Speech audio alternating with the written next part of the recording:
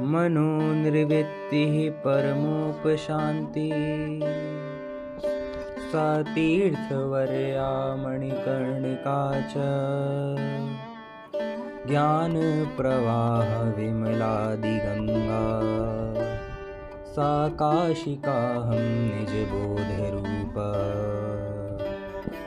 यस्यामिदं कल्पितमिन्द्रजालम् चराचरं भाति मनोविलासम्।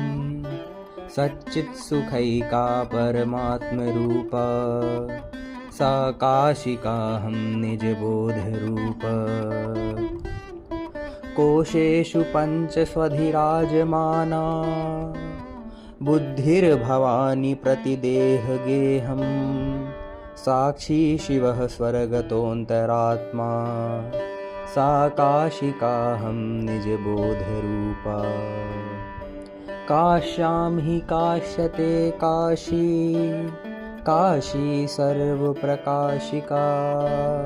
सा काशी विदिता येन तेन प्राप्ता हि काशिका।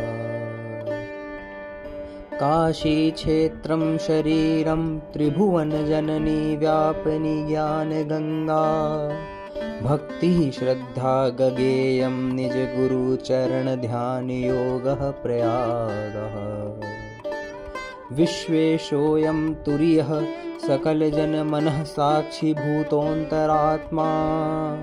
देहे सर्वं मदीये यदि वसति पुनस्तीर्थमन्यत् किमस्ति।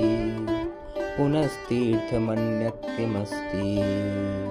पुनस्तीर्थमन्यत् किमस्ति।